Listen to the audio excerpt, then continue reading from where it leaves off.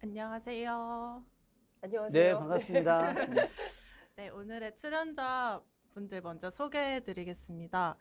왼쪽부터 김준혁 한신대 교수, 장윤선 정치 전문 기자, 이경 민주당 선대위 대변인 모셨습니다. 인사 한 번만 나눠주세요. 네, 반갑습니다. 안녕하십니까. 반갑습니다. 네, 본격적인 토론 시작하기 전에 주제 먼저 보고 가시겠습니다. 바로 윤석열의 선택적 외교입니다. 스페인 마드리드 방문 3일차인 윤석열 대통령이 현지 시간 29일 한미일 정상회담과 나토 정상회의 등에 나서는데요.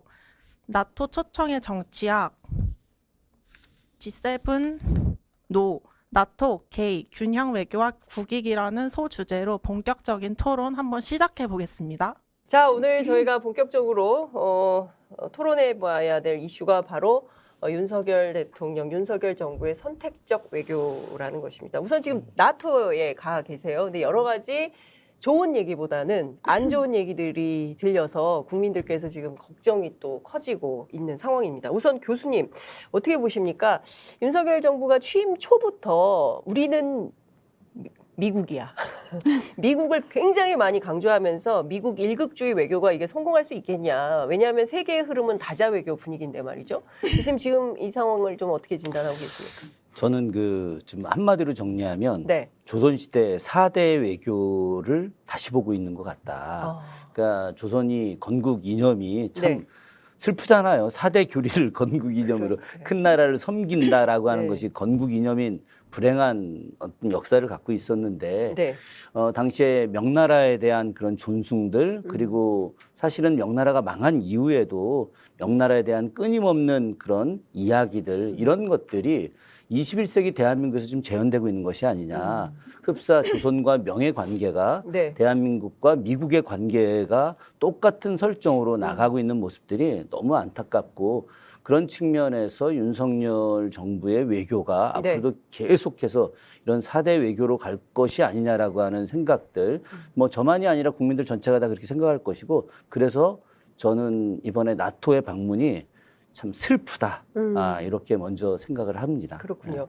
원래 당초 한 14개 정도의 외교 일정을 대통령께서 소화하시기로 예정이 돼 있었어요. 근데 지금 막 줄줄이 취소가 되고 있는데 원래 핀란드 대통령하고 첫 번째 정상회담을 하기로 했는데 취소됐어요. 그리고 나토 사무총장 거긴 주최 측이거든요. 근데 주최 측이면 대충 좀 만나주면서 가야 되는데 또 여기도 또 취소가 됐어요. 그러니까 아니 어떻게 되는 거야? 막 이렇게 불안한데 어떻게 보십니까? 민주당 안에서는 이런 지금 윤석열 대통령의 외교를 어떻게 보고 계십니까? 우선 민주당이 어떻게 보느냐도 중요하지만 네. 국민들이 어떻게 보느냐 그리고 첫 번째 맞습니다. 그럼 우리 국가를 위해서 왜 갔느냐가 중요한 거잖아요. 근데 가기 전부터 나토를 왜 가느냐 거기서 의문점이 있었어요. 퀘스천 마크에 직접적인 답이 없었습니다. 그럼 국민들은 한 템포 쉬고 기다려 주시죠. 그러면 가서 뭔가 성과가 있겠지. 근데 성과가 없습니다. 말씀 주신 것처럼 주최 측이었던 나토 사무총장이 안 만나줘요. 이게 네. 말이 됩니까? 그리고 우리 왜 한일 혼유 사자 그 정상회담도 하기로 해서 그것도 다 한미도 다, 그럼 한일도 전부 다 안 됐습니다. 이게 말이 되는 것이냐? 근데 오늘 또 새벽부터 우리가 이슈가 됐던 사진이 있었어요. 바이든 대통령의 노루각수라고 해서 노루각수. 정말 보지도 않고 그냥 악수를 이렇게 합니다. 이렇게 대충 악수를 우리 그 윤석열 대통령이 이렇게 악수를 하고요. 앞에 다른 이제 그 정상이 있을 때는 이런 식으로 보고 있어. 근데 그때 윤석열 대통령이 정말로 뭐 멋쩍은 웃음으로 뒤에서 이렇게 서 있는 모습이 나오거든요. 왜 이런 그림을 만드느냐? 이런 그림이 한국에만 있겠습니까? 이게 전국 그러니까 해외로 다 퍼져 있는 거예요. 전 세계가 보고 전 있는 세계로 거죠. 다 퍼져 나가 있는 거죠. 이게 말이 되는가? 그리고 첫 번째는 제가 다시 말씀드리면은 왜 갔지? 지금까지 드러난 것은 그 윤석열 대통령의 일정은 모두 다 취소가 됐지만 네. 김건희 여사의 일정은 관광 일정 같은 거죠. 뭐 그 쇼파인가 이런 것도 보고 무슨 미술관도 가고 네. 그리고 무슨 뭐 K 패션인가 이런 얘기도 있었던 것 같아요. 네. 그래서 그런 부분에 대해서는 일정이 다 하나하나 소화가 되고 있다. 뭐 브런치도 있고 네. 뭐 만찬도 있고 이럽니다. 그런 일정을 가기 위해서 혈세를 이용해서 그러면은 관광을 갔나? 아직까지는 그런 의문점만 남은 상황인 것 같습니다. 뭐 관광까지는 아니겠죠. 왜냐하면 문화 전문가로서 기획 전시자 전문성이 있기 때문에 K컬처를 홍보한다. 이제 과거에 그 이명박 정부 때 김윤옥 여사도 뭐 한식의 세계화 뭐 이러면서 한국의 그 일종의 이제 마케팅, 세일즈 외교를 영부인 차원에서 했었는데 뭐 그런 차원에서 한다고 볼 수도 있겠지만 우리가 이제 조금 더 며칠 하루 이틀 더 지켜보면서 평가는 그때 하도록 하고요. 지금 제일 중요한 게 뭐 여러 가지 그 양자 회담이 취소되고 있지만 사실 오늘 밤 9시 30분에 열리는 한미일 정상회담이 제일 중요한 이슈가 되지 않을까 싶습니다. 여기에서 북핵 문제와 관련해서 그리고 중국에 대해서 3국이 어떤 태도를 취할지 굉장히 중요한데 교수님 어떤 메시지가 좀 나와야 된다고 보십니까? 그래서 저는 그 한미일 정상회담이 네. 지금 이제 정부 발표로는 30분 정도 25분 시간이 입니다. 예, 근데 25분도 아니라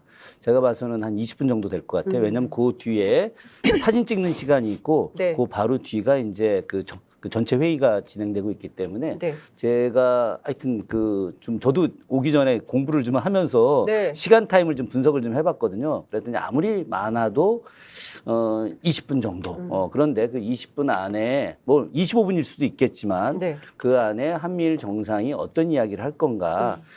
조금 전에 이제 한일 그 대표가 잠깐 뭐 행사장에서 만나서 3분 정도 이야기를 했다는 거 아닙니까? 네. 뭐 그래서 당선 축하한다, 뭐 참여연 선거 잘 되길 바란다, 뭐 이런 정도인데. 덕담 수준이죠. 예, 덕담 수준이죠. 네. 그걸 또 엄청나게 크게 기사화되어 가고 있는데 저는 그 이 한미일 정상에서 회담에서는 아주 간단하게 두 가지 이야기가 나오게 될 것 같다. 첫 번째는 이번 나토 그 회의에서의 핵심이 바로 주적이 러시아만이 아니라 이제는 중국도 가는 것이다. 그렇죠. 이게 이제 핵심 내용이 되는 건데 네. 그래서 중국과의 관계 문제에 대해서 공동 대응하자라고 하는 내용이 하나가 있을 것이고 또 하나가 이제 북핵 문제와 관련해서 철저하게 북핵의 문제를 막아내는 이번 내용에서 나토 회의에서 핵심 내용이 또 굉장히 흥미로운 것이 북한이 핵무기를 개발하는 데 들어가는 이런 그 비정상적 그 비용들 네.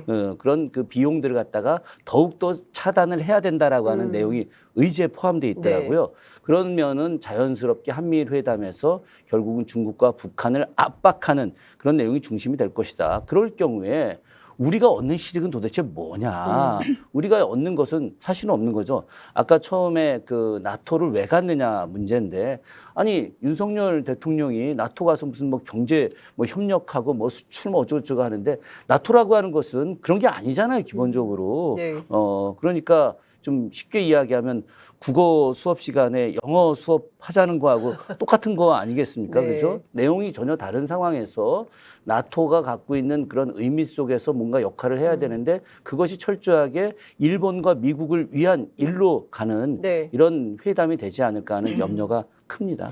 교수님 이제 역사학자시니까 제가 또 말을 좀 보태자면 이게 사실 나토가 냉전 이후에 생긴 거잖아요. 그렇죠. 냉전 48년에 이후에 생긴 그렇죠. 거니까. 48년에 냉전 이후에 어쨌든 그 자유진영에서 서방 세계를 대표하는 군사 동맹으로 네. 생긴 거고 그리고 이제 러시아 중심으로 해서 바르샤바 바르샤바 조약. 조약기구. 그다음에 이제 냉전이 해체되면서 바르샤바 조약기구는 해산하고 그리고 이제 나토는 계속 그 정치력을 확대하면서 러시아가 실질적으로 안보에 이제 위협을 느끼면서 이제 이번에 우크라이나 전쟁까지 터지게 그렇죠. 된 이런 상황이 된 거 아닙니까? 실제로 나토는 러시아를 적으로 규정하고 있고 그리고 또 중국을 잠재적 위협 그렇죠. 이렇게 위협 국가. 예. 그렇죠. 위협 국가로 보고 있습니다. 그러니까 사실 국제 정세가 굉장히 매우 복잡하게 돌아가는데 아시아에 살고 있는 동북아시아에 살고 있는 한반도 남단의 대통령이 지금 북대서양 조약기구에 가서 어떤 것을 하고 오려고 하느냐. 그러니까 중국 입장에서는 지금 저거 아시아판 나토를 만들려고 하는 거 아니야? 그럼 결국에는 우리한테는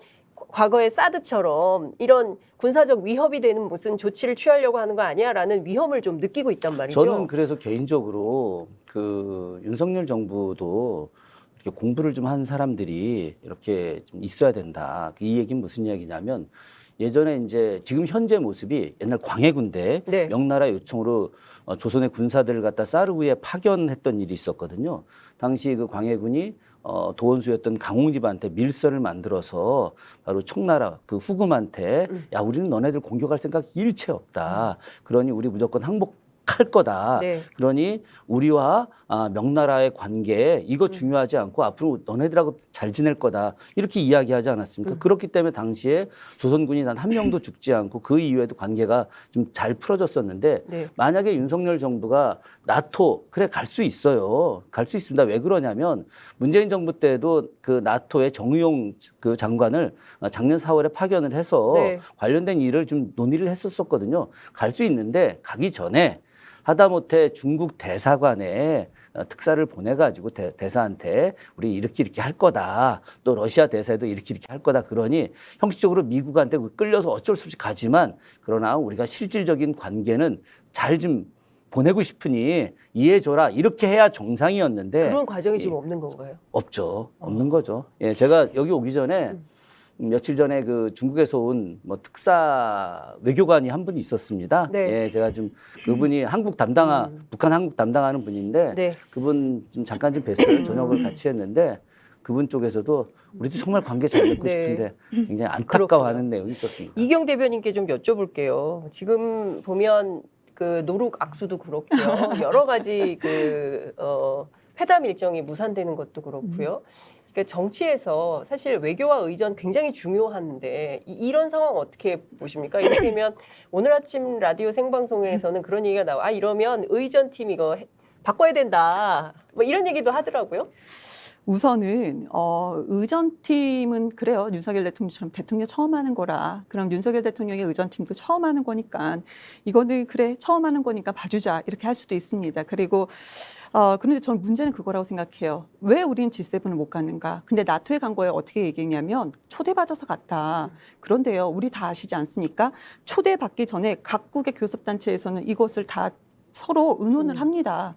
초대장을 주고 받을 것인가, 그러면 초대하면 갈 것인가, 그런 것을 얘기를 하는데 G7은 그럼 트라이하지 않았겠습니까? 이것도 했습니다. 그런데 안 됐던 것이고, 그럼 나토는 무엇 때문에 했느냐? 저는 이게 되게 중요하다고 생각해요. 그러니까 의전팀도 윤석열 대통령의 참모진인 거고, 이렇게 그 나토를 가기 위해서 노력했던 것도 참모진, G7을 노력했던 것도 참모진인데 G7은 안 되고 그럼 나토는 됐습니다. 그럼 아까 저는 항상 그래요. 근본적인 질문. 그럼 왜냐? 아까 말씀 주신 것처럼 나토라는 것은 구소련에서 군사 대응으로서 우리가 대응하기 위해서 집단 방위 기구를 만든 거 아니겠습니까? 근데 거기에 지금 뭐 일본은요, 솔직히 거기에 맞아요. 가는 게 맞아요. 일본은 또 남코리아 4개 섬, 일본 그 러시아가 국경이 또 만나는 지점이 있어요. 그리고 그쪽에는 만약에 러시아가 동진 정책을 한다. 그럼 일본 입장에서는 상당히 대응을 해야 되죠. 일본 혼자 할 수 있는 상황이 아닙니다. 그러니까 나토에 가입하는 게 맞다. 그냥 우리는 되게 외교적으로, 지정학적으로 되게 좀 위험한 위치. 그러니까 우리가 그 외교적으로만 봤을 때는 좀 어려운 위치에 있지 않습니까? 그럼 이것을 어떻게 할 것인가? 그럼 우리가 나토에 가서 무슨 얘기를 할 것인가? 그거를 의전팀뿐만 아니고 그러니까 대통령의 참모진들과 그런 얘기가 있어야 되는데 그런 얘기가 전혀 있지 않았었다. 저는 그거를 지적을 안 할 수가 없습니다. 그리고요, 지금 나토에서 회의를 할 때 개념 자체가 중국에 대해서 그전에는 호의적인 무역 파트너였습니다. 근데 지금 나토에서 중국에 대한 개념을 전략적 도전이라고 했거든요. 전략적 도전, 한마디로 견제에 있는 겁니다. 러시아는 아예 대놓고 직접적인 위협이라고 딱 이렇게 정의를 내렸습니다. 근데 우리나라가 그러면 무엇 때문에 그런 의제에 우리가 왜 끼는가?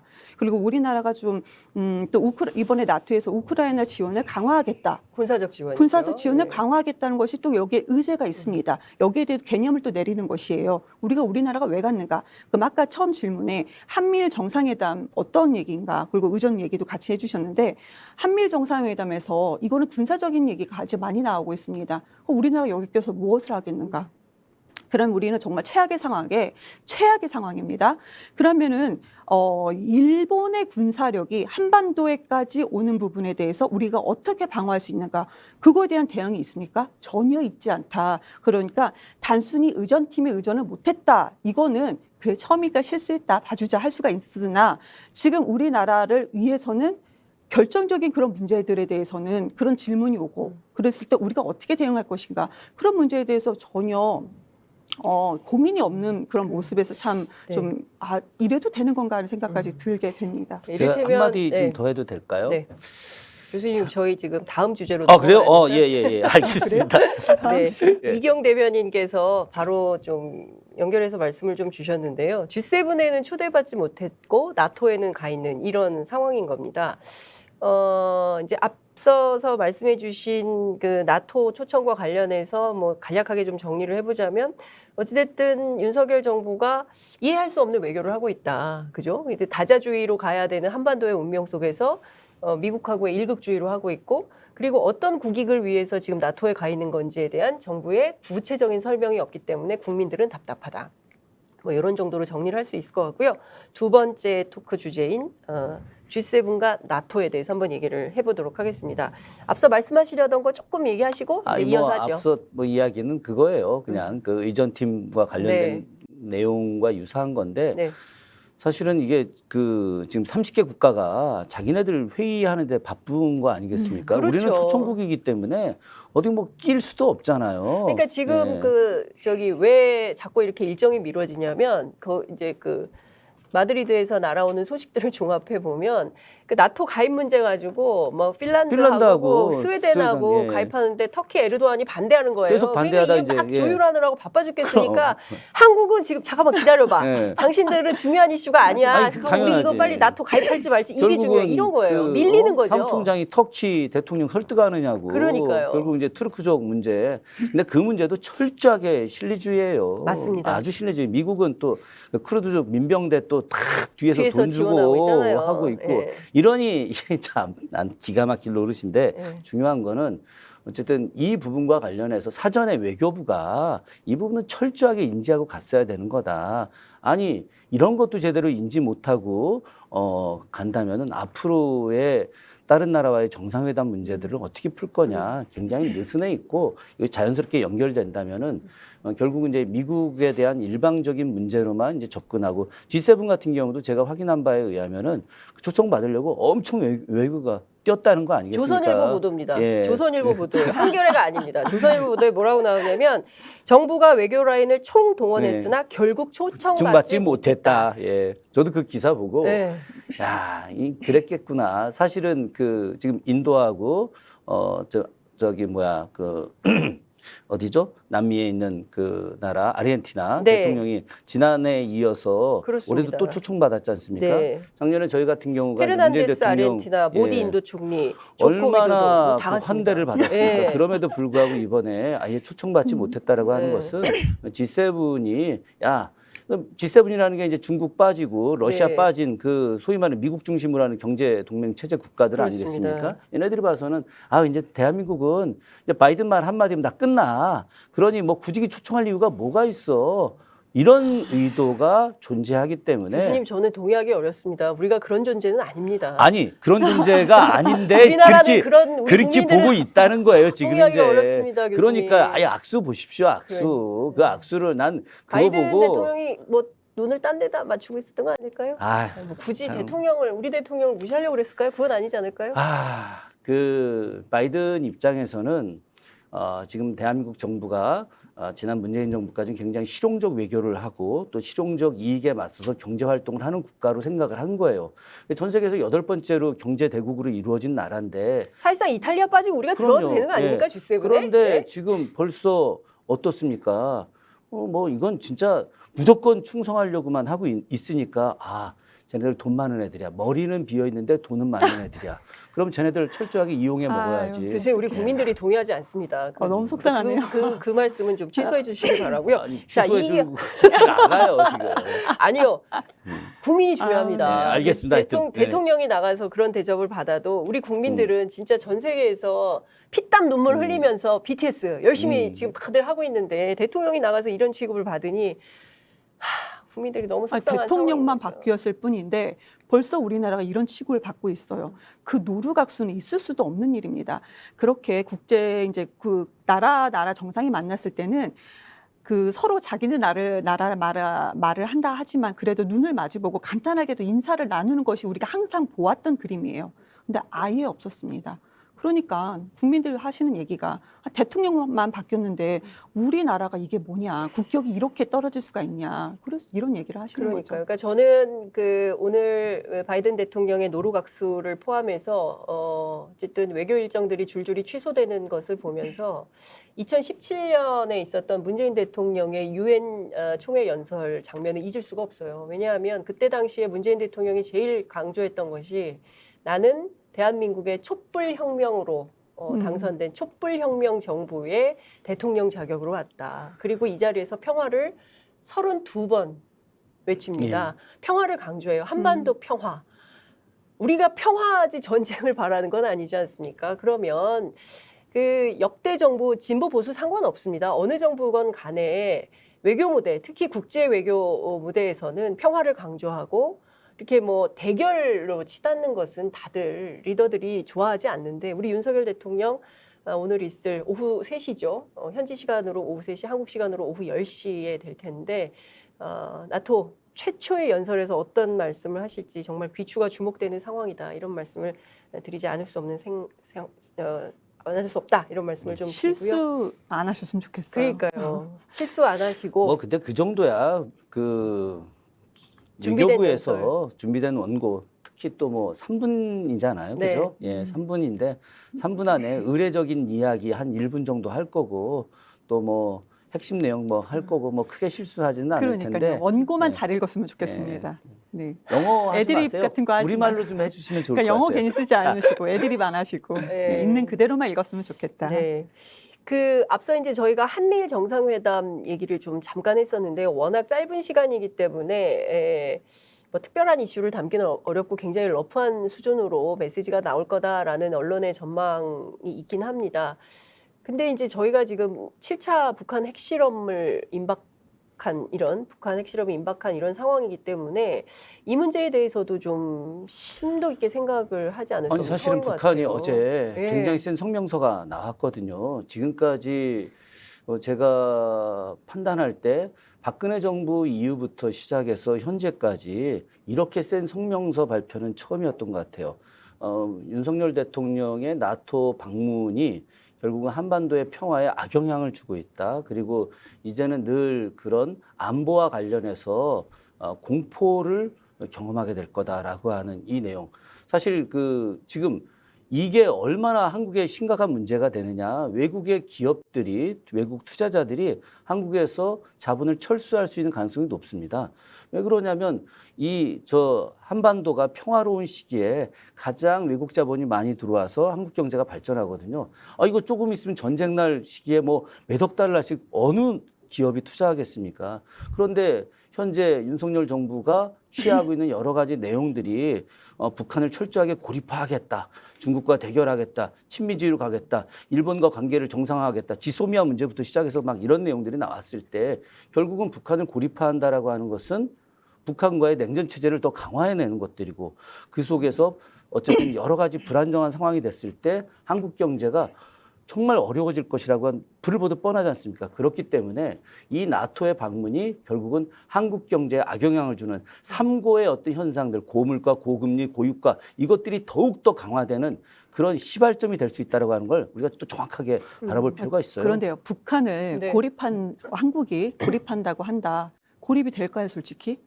그리고 나토 자체가 지금 제가 앞서 말씀드린 것처럼 중국과 러시아를 견제하는 겁니다. 러시아는 대놓고 위협적인 관계, 그러니까 중국도 점차적으로 위협적인 관계가 된다는 거잖아요. 그런 대상이 된다는 건데, 근데 우리나라는 지금 휴전 상태인 거죠. 그리고 지정학적 위치도 제가 말씀드린 것처럼 안 좋고, 그럼 국익 중심의 실용 외교를 해야 된다는 얘기는 정말 많이 나왔습니다. 많이 나왔는데 지금 우리나라가 수출의 규모가 41%가 중국입니다. 미국은요, 지금 8%, 10%도 안 돼요. 8%예요.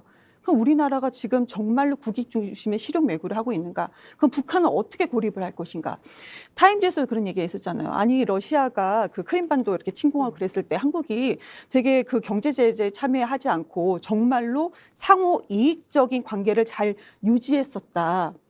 그런데 나토에 지금 이번에 참여를 함으로써 한국이 왜 그러지? 라는 의문점을 타임즈에서 남겼어요. 타임즈는 또 우리나라가 아닌 미국이에요. 근데 그럼요. 미국에서 그런 기사가 이런 얘기를 낸 거예요.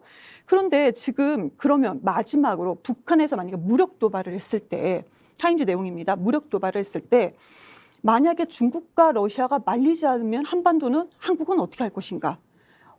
더 나아가서 그럼 북한을 만약에 지원을 하게 한다면 한국은 어떻게 할 것인가?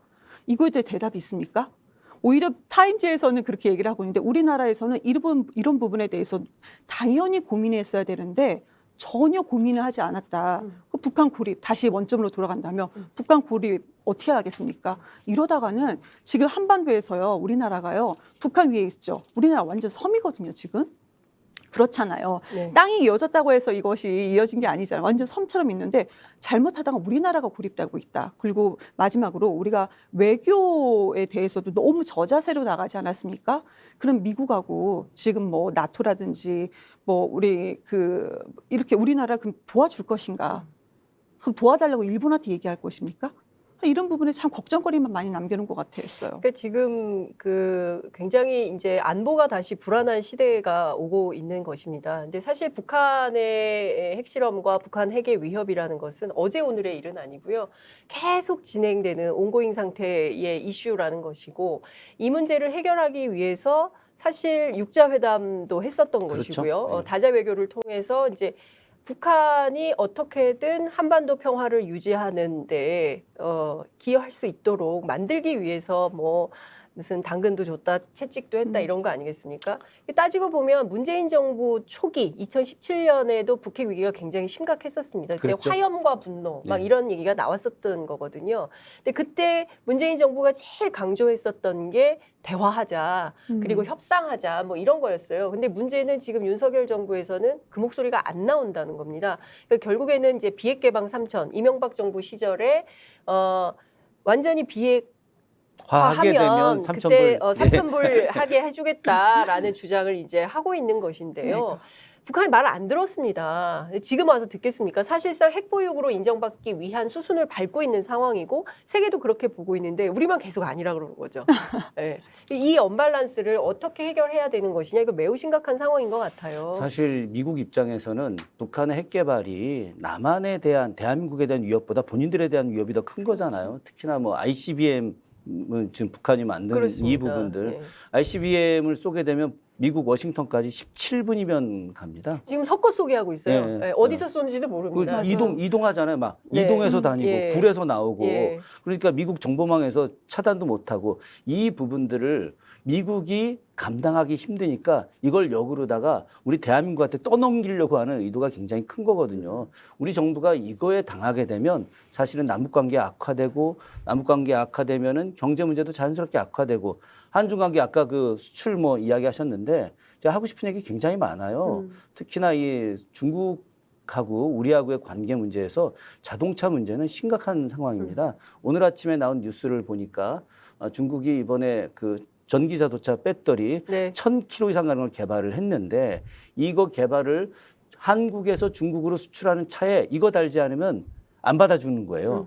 우리나라가 그 먹고 사는 그 경제 기반이 반도체 그리고 자동차, 조선 이 세 가지거든요. 이 세 가지인데 특히나 자동차하고 반도체는 중국하고 뗄래야 뗄 수가 없어요. 만약에 중국하고 관계가 안 좋다. 반도체 만드는 주 원료가 히토류인데 네. 히토류 전 세계 생산량의 거의 대부분이 중국인데 중국이 이거 딱 차단해 버렸다. 그럼 우리나라 반도체 산업은 어떻게 되겠습니까? 중단되는 거예요. 뿐만이 아닙니다. 우리가 멀지 않아도 돼요. 요소수 사태. 요소수. 네, 요소수 무시했었어요. 아니 히토류가 전 세계에서 2위가 북한이에요. 그러면 우리는 안 되면 북한한테 히토류 받아갖고 반도체 산업 해야 되는데 남북관계가 이렇게 안 좋아지면 어떻게 하겠습니까? 대한민국 반도체 아니 윤석열 대통령이 지금 교육부 대학에 반도체 학과 만들려고 막 그러니까요. 난리를 치는데 결국은 반도체 망하게 하는 게 한중관계 안 좋아지면 반도체 망하는데 학과 만들면 뭐 하냐는 거죠. 그러니까요. 이건 진짜 앞뒤를 모르고 지금 국정 운영을 해나가고 있으니 역사학자 입장에서 속이 안 터지겠습니까? 이게 지금. 교수님 물 한 잔 드려주세요. 지금 너무 분노하셔가지고. 네, 그런 것 같아요. 최소한의 정말. 실용주의 접근이 안 되는 정부다. 그리고 이제 정책마저도 실종되고 있는 이런 상황이다. 이런 북한에 우려가 대한 커지는 것 같습니다. 북한에 대한 정책이 솔직히 뭐가 있을까요? 저는 기억나는 게 선제 타격밖에 기억이 나지 않아요. 그러면은 그 방사포 쏠 때 진짜 선제 타격 같은 거 할 정도로 위협적으로 우리가 대응했는가? 영화 보지 않았습니까? 팝콘 먹고 공원 놀러 가고 이렇게 했었어요. 그런데 지금 북한에 대한 어떤 정책은 정말 없다. 말씀 주신 것처럼 그럼 반도체 관련돼서 그 원료 이런 부분 막히면 어떻게 할 것이냐. 대응 대책이 없습니다. 그리고 우리나라가 제가 다시 말씀드리면 우리나라 지금 휴전 상태예요. 휴전 상태면 외교 안보를 위해서는 가장 중요한 것은 아주 단순하게 봤을 때 정말 단순하게 왜 우리 그 초등학생들한테도 설명할 정도로 단순하게 북한, 중국, 러시아가 뭉치지 않게 하는 것이 우리가 정말 가장 노력해야 될 부분인 거예요. 근데 우리가 나토에 감으로써 북한, 중국, 러시아를 오히려 뭉쳐놓게 했습니다. 그렇습니다. 그렇지 신냉전 삼각동맹이 강화되는 상황이 됐죠. 북중러 대 한미일. 맞아요. 한미일 오히려 대 그런 북중러. 구도를 우리가 더 고착화시키고 만들었어요. 있죠. 그런데 만든다고 해서 또 우리가 중심을 우리나라 대한민국이 중심으로 만들어졌냐 그것도 아닙니다. 그냥 나토의 강대국들 사이에서 우리나라 솔직히 강대국 맞아요. 그 군사 병력도 강대국이 맞아요. 그런데 전 세계. 네, 6위 아닙니까? 5위예요? 6위 정도 되고 육위인가요? 경제력은 8위입니다. 네네. 그런데 지금 나라입니다. 예. 근데 지금 나토에 들어가서 우리나라 그 윤석열 대통령의 스탠스는 아니에요. 뭔가 을 중에 완전히 을처럼 이렇게 행동하고 있어요. 근데 나토에서 나왔던 얘기가 왜 나토에서 그럼 한국을 왜 불렸을까? 우리는 중심도 아닙니다. 지금 신속대응군이 4만밖에 안 된대요. 근데 결국은 30만 명이 필요하다. 이 신속대응군은 뭐예요? 유럽을 지키기 위해서 아닙니까? 우리가 유럽을 지키기 위해서 지금 북한과 러시아를 특히 이제 북한이 중국과 러시아를 견제하기 위해서 중국과 러시아 인구가요. 우리는 그 전 세계 반이잖아요. 아니 인도하고 이렇게 해서 반인데 네. 아무튼 중국과 러시아도 인구가 크고 땅도 큽니다. 근데 또 군사 대응력도 되게 큽니다. 그런데 그러면은 병력이 나토 신속대응군의 병력이 30만 명이 필요하다. 이거 우리나라가 직접 가서 우리나라 병력 여기에다가 같이 얹겠습니다. 이런 모양 우리가 스스로 만든 거 아니겠습니까? 그러니까 우리 국민들의 뜻은 우크라이나 전쟁에도 군사 지원은 하지 말자는 입장 아닙니까? 당연하죠. 그러니까 그 인도적 지원, 1억 달러는 줬으니까 이미. 예, 네. 인도적 지원은 괜찮은데 군사적 지원은 혹시라도 우리한테 위협이 될 수 있기 때문에 그것은 국민들께서 반대하는 거예요. 근데 가서 어떤 결정을 하고 오실지 참 걱정이 되는데 자, 세 번째 시간이 많지 않기 때문에 약 15분 정도 남아 있는데요. 우리가 이제 답답하지만 그래도 균형 외교와 대한민국의 국익에 대해서 한번 얘기를 해봐야 될 것 같습니다. 이제 앞서 우리가 미국 얘기, 뭐 중국 얘기 뭐 쭉 하고 있는데요. 교수님 어떻게 보십니까? 중국이 가만히 있겠습니까? 자우리젠이 뭐라 그랬냐면요. 나토가 아시아 태평양의 확장의 축소판을 만들려고 한다면 중국의 무반응을 기대하는 것은 비현실적이 될 것이다. 이렇게 주장을 했습니다. 세게 나온다는 예고편 그렇죠. 아닌가 예, 싶습니다. 저는 기본적으로 중국이 이제 나토에 대해서 다양한 경제적 문제를 갖다 거론하게 될 것이다.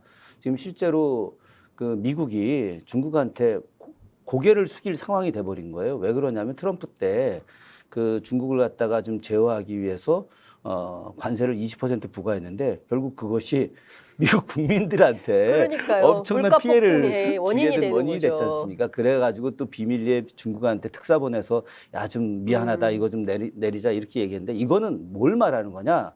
상징적으로 중국이 갖고 있는 경제력의 무서움을 보여주는 겁니다. 지금 그 이번 나토 문제에서도 바로 러시아가 천연가스 규제 그 수출 통제해버리기 때문에 지금 유럽 경제가 좀 휘청휘청하지 않습니까? 그렇기 때문에 역으로 더 대응한다고 하고 있는 건데 저는 이것이 정말 잘못된 판단이라고 생각을 하고요. 중국이 지금 유럽에 진출하는 여러 가지 경제 문제, 특히나 유럽에 있는 국가들도 중국의 많은 기업들을 갖다 보내고 있거든요. 중국은 그 기업들 아니라 중국 내부에서만 운영이 돼도 먹고 사는 나라로 지금 이미 성장이 돼버렸어요. 그렇기 때문에 중국이 이번 나토에 대해서 다른 군사적인 조치가 아니라 경제적인 조치를 갖다가 취하게 됐을 경우에 어떤 전 세계의 어떤 심각한 공황까지는 아닐 수 있겠지만 그러나 상당히 공황에 준하는 그런 경제적 어려움들이 커져 나갈 것이 그것이 자연스럽게 우리한테까지도 연결될 거라고 하는 우려를 저는 늘 갖고 있습니다. 그러니까 어찌됐든 지금 계속 길어지고 있는 장기화되고 있는 러시아 우크라이나 전쟁을 빨리 종식시키기 위한 세계적인 노력이 필요한 것 같아요. 그래서 일방적으로 나토에서도 러시아에 대한 군사적 지원을 강화하고 우크라이나에 대한 군사적 지원을 강화하고 중국과 러시아를 고립하는 방식으로 가는 것이 옳은지 이제 저는 제가 보기에는 이번 나토에서도 영국과 미국 혹은 또 프랑스와 독일 이 입장이 다를 거라고 그럼요. 봅니다. 예. 왜냐하면 각국의 이해관계가 다르기 때문에 그런 건데요. 첨예하게 이해가 갈리는 이제 현상에 가서 상황에서 우리 대통령이 어떤 국익적 이득을 가지고 오실지 참 궁금한 이런 상황인데 그 이경 대변인께 좀 여쭤보고 싶은 게 있습니다. 문재인 정부하고 다르게 윤석열 정부는 중국과 거리 두기를 계속하고 있습니다. 앞서 이제 경제 상황 말씀해 주셨는데요. 과거에 우리가 안보는 미국 그리고 경제는 중국. 안미 경중 뭐 이런 근데 사실 비판도 많이 있었습니다. 언제까지 그 안보를 미국에 기대고 경제를 중국에 기대서 갈 거냐. 이거 새로운 판을 좀 흔들어서 남아시아에 대해서도 지원하고 뭐 경제적 성과를 얻는 방식 그리고 유럽하고도 관계를 개선해야 된다. 뭐 이러저러한 비전들이 많이 나오고 있었습니다. 정치권에선 좀 이런 그러니까 중국과 러시아하고 거리 두기를 하는 윤석열 정부의 외교 정책에 대해서 민주당 안에서도 좀 비토나 비판이 좀 많이 있을 것 같아요. 지금 뭐 그러니까 우리가 민주당이 야당이죠. 네. 야당에서 비판하는 것은 그냥 야당이기 때문에 비판하는 것은 아니거든요. 그러니까 그 전에 국민의힘이 야당이었을 때 말씀 주신 것처럼 안미 경중 이거 뭐냐 기회주의자냐 이런 얘기까지 했어요. 이런 얘기를 들었음에도 불구하고 우리나라가 그런 상황에서 경제 성장률 코로나 상황임에도 불구하고 상당히 높지 않았습니까? 잘해왔어요 지금. 그럼 이렇게 선제 타격까지 하겠다. 그리고 아까 제가 말씀드린 것처럼 중국에 대한 수출이 41%, 그러니까 중국에 대한 해외 의존도가 또 25%나 돼요. 그럼 미국에 대해서는 얼마냐? 10% 내외거든요. 정말 차이가 상당히 많이 나는 겁니다. 그러면은 윤석열 정부에서는 그럼 대안이 뭐냐? 우리가 묻는 거죠. 당신들이 이렇게 강하게 나가고 하는데 그럼 대안이 무엇입니까? 그 대안에 대해서는 침묵하고 있습니다. 그리고 너무나도 안타까웠던 것은 그럼 윤석열 정부가 윤석열 후보였을 당시에 그렇게 찬양하고 긍정적인 메시지, 긍정적인 보도를 해줬던 언론에서조차도 이런 질문을 하지 않습니다. 이거 상당히 잘못된 거 아닙니까? 그러니까 대안이 무엇이냐 우리는 질문을 하는 것이고 지금 답변을 기다려야 되는데 답변이 오지 않고 있습니다. 그냥 무시를 하죠. 그러면서 다른 언론에서 나왔다는 것이 김건희 여사 발찌요? 있는지도 몰랐어요. 근데 우리 언론에서 그 김건희 여사 발찌를 또 확대를 해서 그거를 했고 이렇게 보도를 하고 있습니다. 이래서는 정말 안 된다라는 지적을 할 수밖에 없습니다. 네. 지금 한 50분, 지금 11시 50분 지나고 있는데요. 10분 정도 남았는데 한일 관계 얘기를 좀 해봐야 한일 될 관계 것 같아요. 얘기보다 네. 그건 예, 조금 네. 이따 또 하겠지만 저는 지금 이야기 듣다가 그런 생각이 들었어요. 이 윤석열 정부가 나름의 좀 그 이전 정부 중에 하나를 선택해서 모델로 좀 삼아서 했으면 좋겠다. 사실 우리가 노태우 정부 굉장히 비난하고 저도 그때 뭐 대학 다닐 때였는데 얼마나 제가 세게 싸웠겠습니까? 전두환 정권 시절에 대학 들어가서 노태우까지. 그런데 노태우 정부에서 깜짝 놀랐던 것은 국익을 위해서 대만과 국교 단절하고 중국과 외교 관계 공식적으로 맺었고 국방 외교 이거 다 하지 않습니까? 실용적이었던 거예요. 당시 군사 정권 시절에도 실용적인 판단을 하고 외교를 했는데 맞아요. 지금은 뭐 어쨌든 그때는 이제 군인들이 지배하던 나라고 지금 검찰이 지배하는 나라니까 그런데 검찰 되려면은 머리들이 더 좋은 사람들 아니겠습니까? 군인들한테 좀 약간 송구한 얘기지만 학력고사 점수가 좀 더 높을 수 있으니까. 군인 비하 발언. 아니 군인 비하 발언이 아니라 그래서 양해를 구하고 어쨌든 근데 지금 이 사람들이 거꾸로 노태우 정부만큼의 어떤 실용적 사고는 가져야 된다. 그래야지 우리가 여야를 무조건 윤석열 정부 비난하고 그런 게 아니잖아요. 지금 우리는 이 대한민국이 잘 되기를 바라는 거잖아. 그러려면은 윤석열 정부가 잘하는 거 우리 정말 칭찬 많이 할 수 있는 거예요. 이렇게 우리도 열심히 도와줄 테니까 당신들도 좀 실용적으로 했으면 좋겠다. 그러려면 뭘 해야 되냐? 공부를 좀 해야 된다. 조금 전에 김건희 여사 이야기 잠깐 했는데 어제 간 데가 스페인 주 스페인 한국문화원에 간 네. 겁니다. 저 외국 나가면 그 문화원 꼭 들립니다. 꼭 네. 들리는데 어제 가서 김건희 여사가 한 이야기가 여기서 케이팝 가르치느냐. 문화원에서 케이팝 가르칠 수가 없어요. 근본적으로 문화원이 하고 있는 일들이 있거든요.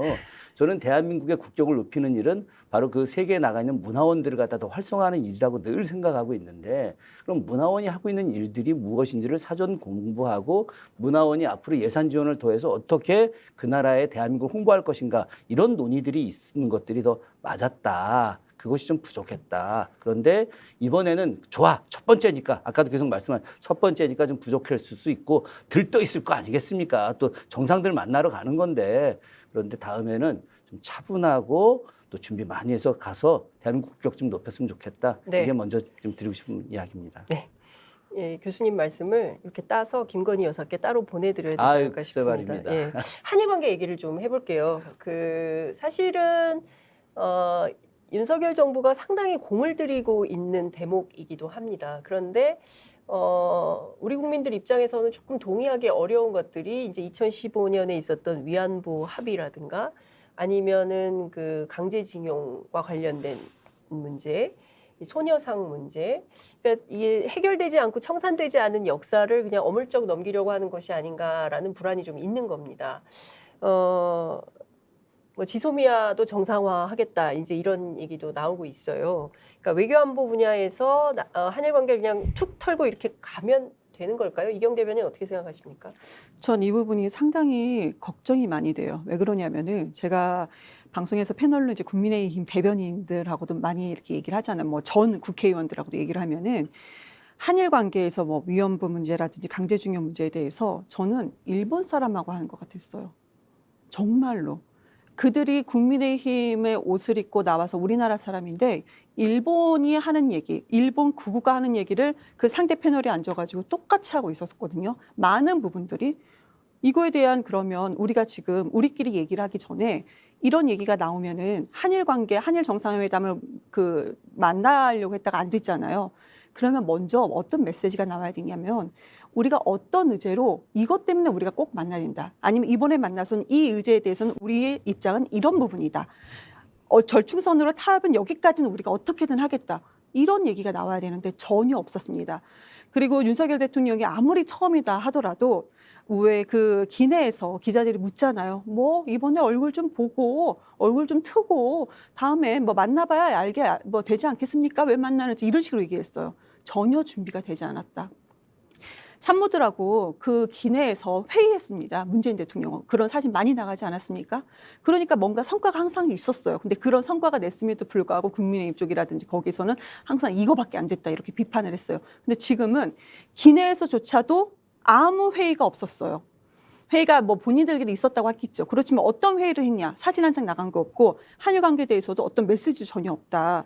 그러면 국익적 이익을 위해서 한일 관계에서 뭘 할 것인가? 저는 항상 이게 퀘스천 마크예요. 지금 현재로서는 상당히 궁금하다. 이렇게 묻지 않을 수가 없는 상황인 것 같습니다. 기내에서 축구 보셨다. 아니 뭐 축구는 볼 수 스페인 있죠. 뭐. 가는데 영국 예. 프리미어 축구를 보셨다 그래서 그건 좀 그렇지 않냐 이런 얘기도 있던데. 뭐 그 보실 수 있나요? 너무 기니까. 기니까 예, 뭐 15시간 뭐 볼 수 그래요. 있죠. 예. 볼 수 있는데 뭐 그건 워딩 자체를 그거 봤다는 게 아니라 가서 뭘 할지 깊이 고민하고 또 준비도 좀 하느냐고 시간 보냈다 이런 정도로 하면 되는데 설령 봤다 하더라도. 예, 그렇죠. 예. 근데 굳이. 저는 이번에 그 나토 문제하고 G7 문제 한미일 관계를 보면서 미국이 일본하고 확실히 한 팀이구나. 그리고 우리 완전히 왕따시키는구나. 이걸 정확히 느낄 수 있었던 것이 그 나토 정상회의 바로 직전이 이제 G7 회의였잖아요. 그죠? 독일서에 있었는데 차기 G7 회의를 어디서 하기로 했느냐? 일본서 하기로 했잖아요. 네. 그것도 장소가 어딘 줄 아십니까? 저 히로시마잖아요. 히로시마입니다. 야,